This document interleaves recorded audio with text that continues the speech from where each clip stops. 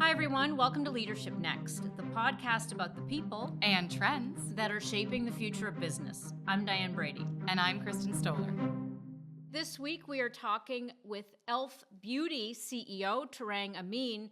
I would say his products are a little more your demo than mine, Kristen. Yes, well, you've seen me use the e.l.f. primer like today many a time, but I'm curious. I thought it was natural. And it's not. It's all e.l.f. But I want to know how you learned about it. Standing in line at the pharmacy, honestly, and turning around and seeing all its products, and they were very reasonably priced, which honestly, as a Gen Xer, it always makes me a little nervous. Yeah. How good can it be if it's so cheap? That's a really good point. And brick and mortar is not their focus. Their focus has been so intense on social media and marketing to Gen Z and Millennials that it's fascinating that the TikTok generation loves it. And they really went viral in 2019. They created this original song back when it wasn't really popular for brands to do their original songs. They didn't have to pay for any celebrities to market it, but Reese Witherspoon, Ellen. Eyes, lips, and face. Eyes, lips, and face. Eyes, lips, face, wait. And I thought it was, of course, something to do with Hobbits and Lord of the Rings. But it wasn't. I stood corrected when that happened. You did. But it's brilliant because it's, they're getting celebrities and all these influencers to do things for free. Brilliant marketing strategy. I wish I'd grown up in a time when people could show me how to put on makeup, and I did not. But I'll tell you, the ad that really resonated with me was the one where they had the billboards, and it was change the board game. And they'd gone and they'd counted the number of Ricks, Dicks, and Richards that were in U.S. boardrooms, and it turned out it outnumbered the number of women. And that was very effective to me. A, it's a great story. B, it brought some humor to this topic of DEI, which is so fraught, especially right now. And they're backing it up in their business, too. They have a board that's 78% women, 44% diverse. I'm wondering if they can keep that up in the current climate and what Tarang is going to say about his DEI commitment. And let's just give them a bit of credit. He has stood firm, as has the company, in the face of all these anti-DEI backlash. I think he also is impacted by tariffs, so I look forward to speaking to him about that. And they've had, I think now, 23 quarters of straight growth. How do you continue that? So where do you grow from here, I think is really interesting. I think so too. And I think, has a fascinating background. He's an immigrant. He grew up helping his parents run motels. He is the first non-founder CEO that the company's had. So he has a lot that he's from East Africa, where I used to go to school. So we'll talk about that. Yeah. I'll practice my very bad Kiswahili on him. Lots to talk about, and I'm sure after the break we'll find out more when we speak with Tarang.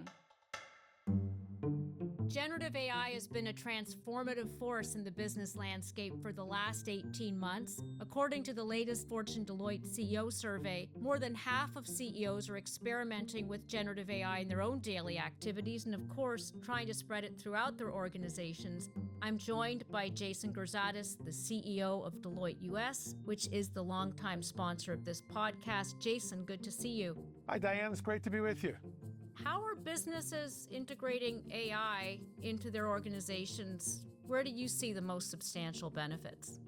I think it's true, as you say, that every organization wants to capitalize on the benefits of AI, particularly generative AI. The benefits have been largely around efficiencies to date and looking for ways to automate routine tasks and create cost savings wherever possible. When you think about how much change there's been in the last 18 months, really curious, how do you think it's going to evolve in the next 18 months, 36 months? I think we're actually needing to change our timing horizon. By all indications, we're more in 6-month intervals. And I think that's exciting, but also a challenge. Enterprises aren't accustomed to working in that type of cadence and with that type of pace. And so the winners, if you will be those that can assimilate this technology that quickly, either with vendor partners that they already do business with or in their own internal development and use case development, which I think is putting real strain on organizations' ability to adapt that quickly. This is a perfect instance where leadership has to be in sync to assimilate technology that quickly. I think as a CEO, it's important that we lead by example. So I've been through all the training, I've been through all the productivity tools that we have available within our organization. But then more broadly, we've embarked upon a significant investment to deploy this across all we do. I'm feeling the urgency, Jason. Thanks for joining us. Well, thank you, Dan.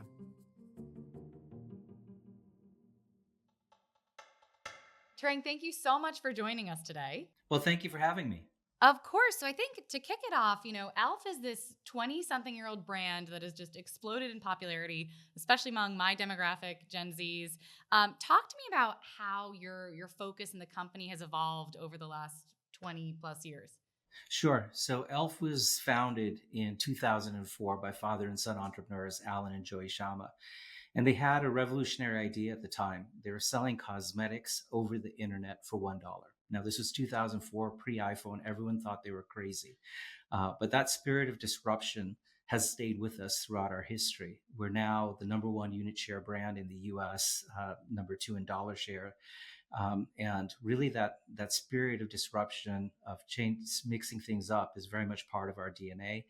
We compete in cosmetics, in skincare, and we have one of the fastest growing businesses in beauty. I know where the brand is today, and I know you've had, I think, 23 straight quarters. Is that correct, of growth? So you have an unusual background. You did not come from the beauty space. What did you change, when you got there? You've been in the role now 11 years. There was already a lot of really great things in the company. I talked about that incredible value proposition, the digital orientation. Those things were great, but we saw an opportunity to really build out the team, expand distribution into, at the time, I think we were only in Target, to go to Ulta Beauty, to Walmart, expand the brand globally, really get into other categories. But probably the biggest change we made is historically, e.l.f. was very focused on very low prices. And what we realized was if we targeted or took inspiration from the best products in prestige and inspiration from our community, we could actually drive up the quality, and that would give us the ability to take up our prices but still have phenomenal value. So, we have one of our most popular products is our Halo Glow liquid filter. It retails for $14, which is higher than the average on e.l.f., which is about $6.50.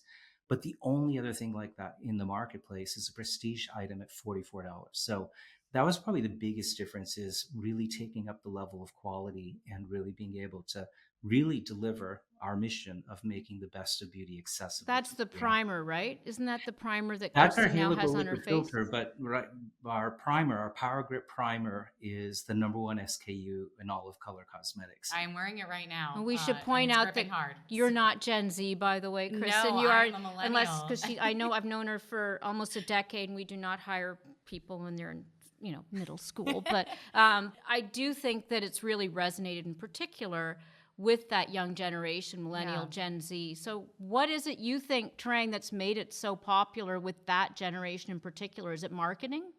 Well, I think our ability to engage Gen Z, we're also the number one brand amongst Gen Alpha and Millennials, is that generation of consumers are much more savvy. If I think about my wife, when she was learning how to wear makeup, she ended up having to go to a department store and get the makeover at the department store makeup counter.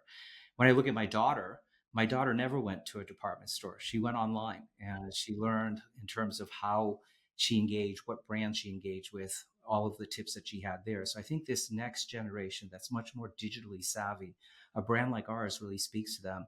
And they love the fact that they can be smart. They can get that prestige level quality at just a fraction of the price.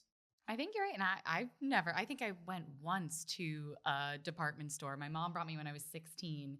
And I was so intimidated and I was embarrassed. And since then, I have bought all of my makeup online. I knew that, I hate to mention a rival product here, but I knew the co-founders of MAC. So that was my first makeover, was Frank Toscan looking at my face and saying, "You need makeup." So I have to be a little sexist here, forgive me. And I say that because I think you had a brilliant campaign, which we'll talk about a bit later, around the number of Dicks, Richards, and Ricks in the boardroom. But you are a man leading this beauty brand. You think, how does that impact your perspective? And I'm saying that because we as women are always asked how being a woman impacts us. Do you ever get a comment on that? Well, yeah, I would say no one would ever accuse me being a makeup enthusiast.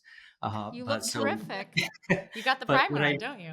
What I did, one of the first moves I did when we bought the company, was make sure that our employee base reflects the community that we serve. So I'm very proud that 74% of our team are women, 75% are Gen Z or millennial, 44% are diverse. They very much reflect the community we serve. And what I do as CEO is spend a lot of time listening. When I do a product review every other week, and that's an open ticket. Our CMO first thought I was crazy for. She thought those are the nuclear codes. How can you make it an open meeting? Well, I'm going there and I'm asking a lot of questions, and I'm looking at my chat field, and so I'll say like, what makes this product particularly good? And our team, because they represent the community we serve, they have such great insights. It really aids in the speed. So I would say my main role, more than being a guy, is really making sure I'm creating the right team and the right culture where each person can bring out their unique strengths and the whole team gets better. I was just telling Diane about the 2019 original song you put out on TikTok, and e.l.f. has been such an early adapter of platforms like TikTok, like Twitch. How does your marketing on these social platforms play into your sales, and how do you foresee that emerging in the future? Well, they definitely play a major role in our sales. And if you think about our approach is we want to live where our community lives. So back in 2019, I remember my CMO coming to me saying, hey, we have to be on TikTok because that's where Gen Z is. And I'm like, well, if that's where Gen Z is, absolutely. Now, what's TikTok? And so we approach each of these platforms with a great deal of humility and curiosity. And when we looked at TikTok, we noticed that there was a lot of dancing, there was a lot of music. So we composed our own song. We did our hashtag challenge of our Eyes, Lips, Face song. And that ended up getting something like 2 billion views. So we knew we were onto something. We kept migrating from there. We're one of the few beauty brands, well, actually probably the first beauty brand to have our own channel on Twitch, on the gaming platform. And all these things come from insights. We noticed that almost 70% of our consumers play video games or watch other people play video games. So having a female empowerment platform with Lufu on Twitch did great. As we look at the younger generation, we see that they're spending a lot of time on Roblox. So we created an entire branded experience on Roblox. We just celebrated our 20 millionth visit with a 96% 20 rating. millionth. Wow. The Yeah. numbers are staggering. As a leader, this is a demographic, millennials and Gen Z, that I'm always hearing CEOs talk about. How do I relate to them? How do I manage them, especially Gen Z who've gone through the pandemic? What advice do you have, since you've just said that 3/4 of your company fits into this demographic? Any tips that you have as to how to manage these folks to get the best out of them? Yeah, well, we found the best way to manage them is really leverage their strengths and let them be who they are, and put a high premium of, I grew up a certain way that may not be the right way for that next generation. So we spend a lot of time. We actually train our a couple of things we do. One is we make everyone a shareholder in the company. We grant equity to every single employee every year, because this generation in particular has a high premium on, are they part of something, or are they just an employee? They very much want to be part of something. The second thing we do is we do a lot of training on high performance teamwork. How do you develop passionate relationships? How do you give pinpointed real-time feedback in the spirit of helping the team succeed, and mutual accountability? We find if everyone has the same language, and from a cultural standpoint, it helps you communicate with someone that, for me, could be 30, 40 years younger than I am. And creating that environment where people are free to express themselves and really bring out the best of themselves. Now, Tarang, I want to again ask about, as you make this investment in Gen Z and in TikTok, how are you looking to draw in maybe another demographic off of TikTok, like Gen X or any of the others? She says, pointing to me. Yes. Not targeted, I promise. Win my loyalty. Yeah. How are you going to do it? Well, I think many of the same tactics that we use with Gen Z and millennials work with other generations. And what we find is it's all about how do we engage and entertain our community. And so, a couple of our latest efforts, the last 2 Super Bowls, I think two seasons ago, we did a spot with Jennifer Coolidge, who's over 60 years old and appeals to every demographic on our Power Grip Primer. Last year, we did a spot with Judge Judy and the cast of Suits. And again, looking at this multi-generational appeal. The last thing I'll say is we're seeing kind of the reverse effect of kind of traditionally how cosmetics were passed down from mother to daughter. And we are seeing the opposite now, that our younger consumers are so savvy on cosmetics. Their moms keep dragging them to Target, or they keep dragging their moms to Target. And then they basically are educating their moms. Mom, why are you spending $50 on that foundation when the e.l.f. one at a fraction of that price is even better? So we're seeing we're picking up more consumers across every demographic, not just the younger ones. I'm trying to picture mothers handing down makeup to their daughters. In my case, it would have been blue eyeshadow and Chanel #5, and it's like, no thanks, Mom. So I want to ask about, we're talking less about the product right now and about the marketing strength, which I think everybody has acknowledged. Let's look at the environment we're in. TikTok, could have been banned. I know it's got a temporary reprieve. How are you dealing with that? That's going to deny you one of your prime platforms for reaching people. Well, our entire approach is we want to live where our community lives. And so, as great as TikTok is, if something happened to TikTok, I can guarantee you that community is not going to read more. They're going to go to another platform. And our strength across social, if I look at Instagram Reels, if I look at YouTube, across every single Twitch I just mentioned, Roblox, I think will enable us to continue to follow that consumer and make sure that we're engaging them in the way they want to be. Speaking of the current climate, Tarang, I find it really interesting that you and your company are leaning really hard into DEI in a time where everyone is very slowly backing away. Talk to us a bit. Diane mentioned your campaign earlier that I thought was really interesting. Tell us many about that. dicks. Yes, so many dicks.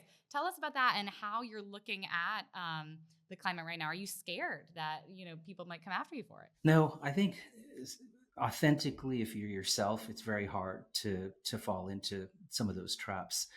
I mentioned we believe one of our biggest competitive advantages is our team and reflecting the community that we serve. It's something we absolutely believe. And it's not just our team. We're one of only 2 public companies in the US out of 4,100 that have 78% women, 44% diverse representation on our board. And while we're proud of that, we also feel businesses must do something good for societal good.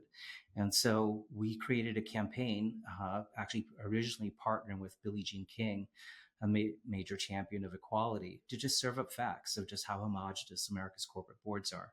We then took that a step further and ran a campaign that you mentioned that said, basically it was a billboard on Wall Street and throughout. And it basically had a bunch of white dudes on it. And the headline was, "So many dicks, so few of everyone else." And the insight were there are more men named Richard, Rick, or Dick on America's corporate boards than entire groups of underrepresented people. Now, there's absolutely nothing wrong with being Richard, Rick, or Dick. Our whole point is shining a light to make room for others. So it's something we really believe in because it's the core of who we are as a company. I mentioned our mission of making the best of beauty accessible to every eye, lip, and face. Yeah. And we really want to make sure that, we're doing our part to promote what's been a key driver of our business. There are certainly many Richards in my life, and we celebrate all of them. And I want to ask you a question about tariffs, though. Let's talk about the actual product you make. We have this situation right now where costs could be going up significantly. How are you dealing with that? Well, we've been subject to 25% tariffs since 2019. If I go back to 2019, that was a pretty big shock. We used a balanced playbook. We did some selective price increases. We had cost savings, supplier concessions. FX moved in our favor, and we were able to overcome those tariffs. If I look at an incremental tariff now, we'd use a similar playbook and 2 other things that we didn't have in 2019. One is we've done further supplier diversification in other geographies. And 2, we have a much bigger international business. So we feel, we don't like tariffs because we feel they're a tax on the American consumer, but we will deal with them the same balanced way that we did the last time. Tarang, when I was looking at your company, I found it interesting that in 2022 is when your stock price really, really took off. Is there one pivotal moment or action that you think you would attribute to your increase in popularity? Well, I think there's a few things. Back in 2019, our business hit a wall. We have been fast growing for the entire 20 some years that we've been in business. And we hit a wall, and I looked at it and I blamed myself. The entire there was a big wave of mega influencer brands, Fenty Beauty, Huda, Morphe, Kylie, a number of them. I thought our value proposition would insulate us from them. And what we found was we were getting drowned out in all the noise of the category. So we did 3 or 4 things that I think proved pivotal and are still helping us to this day. First, we really looked deeper inside in terms of what was the core of our strategy, making the best of beauty accessible. We were so good at innovation that we were launching a lot of products, but we really didn't have enough marketing support for anybody to know what those products were. When a business is successful, you can find yourself sometimes getting distracted. We had 26 retail stores, many of which were in malls that were never going to see a better day. And we really got into, I call it the adrenaline of opening up new distribution. And the brand was really founded on a very strong productivity model, the highest dollar per foot sales in any retailer we're in. So in 2019, we pivoted. And what we did is we shut down all of our retail stores. We took the $16 million we're spending on them and doubled down on our digital and national retailer business.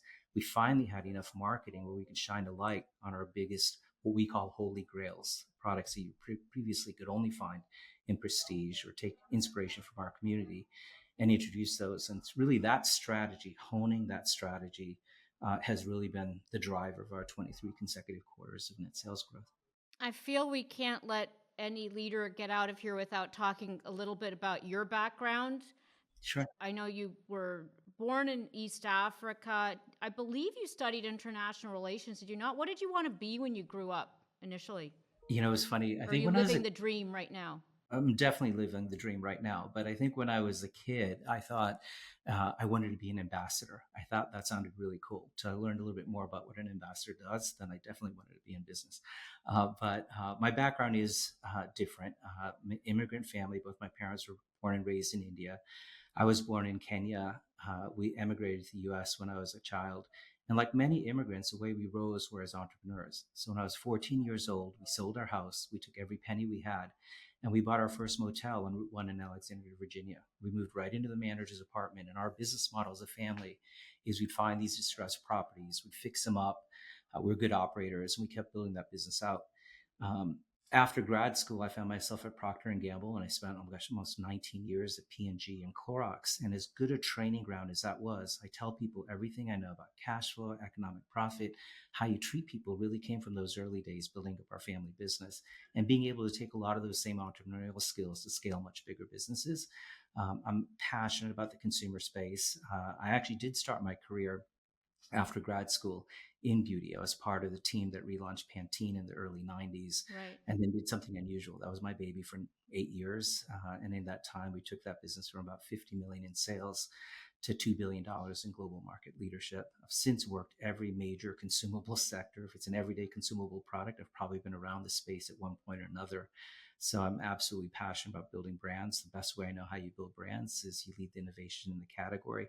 But what I love doing the most is assembling these high performance teams. I always brag that in 34 years of being in the consumer space, I've never had a business we haven't grown multiples of the category, and I always attribute it back to the team and the environment we create. I'm always curious, trying about products that are left on the cutting room floor and never make it, because you have such a wide range of products.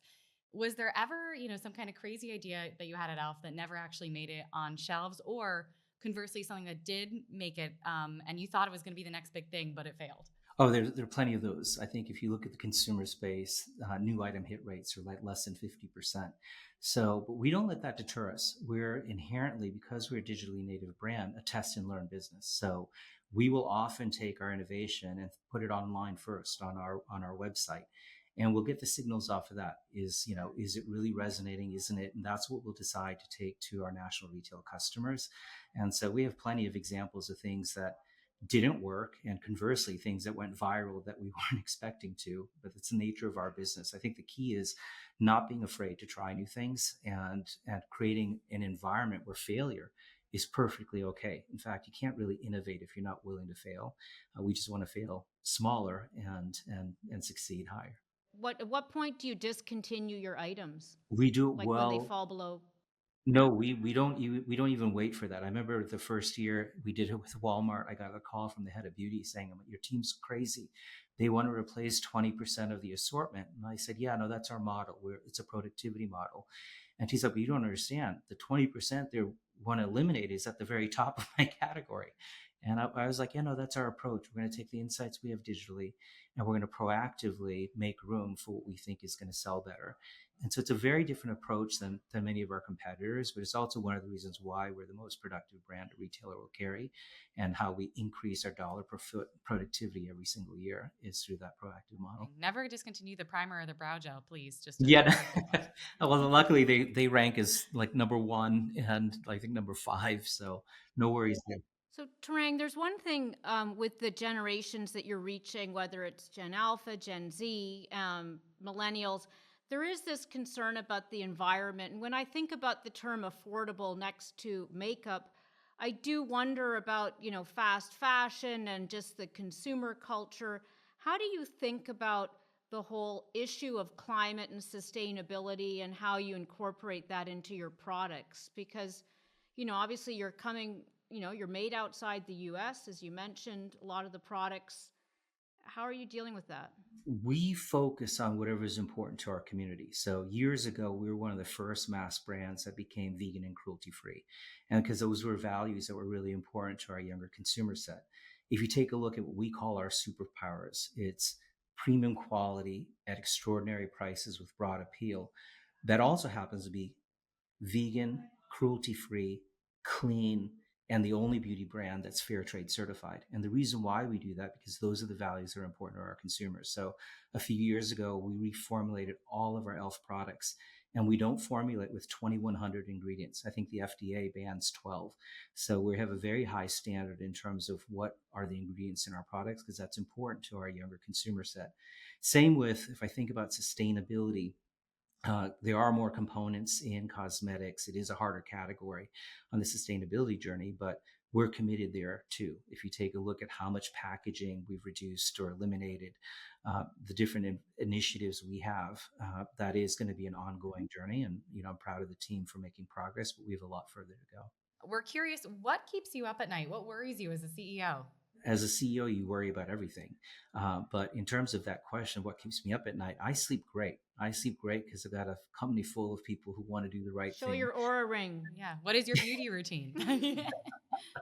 My beauty routine, I have a very specific one, which is very big on our e.l.f. skin and Naturium products. So I use the Naturium body wash. I use our e.l.f. Holy Hydration. I use our Suntouchables SPF product, which is incredible. And then I'm old, so I also use our poreless putty primer because I have a lot of big pores and I need to smooth out my skin. I then finish off these big bags around my eyes. I use our hydrating camo concealer, You're and then fishing. finish off with our powder. You So look that's fantastic, Yeah. Tarang. Since you talk about, I'm going to say eat your own cooking, but in your case, wear your own makeup. How big a market is the male category, do you think, for you? well, we are seeing more men who wear makeup because there are particularly these hybrid products I just talked about that I use, particularly when I do media. But I'd say it's still a small part of the market. I think a much bigger part for men is skincare and Yeah. some of these kind of core complexion products that we have. Listen, is there anything that we haven't asked you that you wish people would ask you about? Because obviously, e.l.f. gets a lot of press for good reason, and it's very popular with the generations. What's next for you? What have we not thought about that's around the corner? Sure. So, I've been CEO for 11 years. Every time I get a new candidate, I tell them, oh my God, you're joining us at the exact right moment because we're just getting started. And I very much mean that. We are very much just getting started. Not only are we the number one unit share brand in the US in color cosmetics, but we have our sights on clear market leadership in cosmetics. We have two of the fastest growing brands in skincare, and e.l.f. Skin and Naturium. We still have plenty of room to grow digitally. And then internationally, it's probably the most exciting because we're starting to roll the brand out globally. And each country we go into, we find our strength in social in the US is actually creates pent-up demand around the world well before we get into a country. So we often debut at the number one position in new countries or new customers that we go to. And so it's really exciting. And a lot of that is driven on having that prestige quality innovation consumers want at incredible prices, and we see that resonate around the world as well. So we have, I think innovation is one of the key drivers of our success and our ability to engage consumers, and you're going to continue to see that, and you're going to continue to see us disrupt. So many faces to bear your makeup. So lots more to come. Thanks for joining us, Tarang. Thank you. Well, thank you for having me. Thanks so much.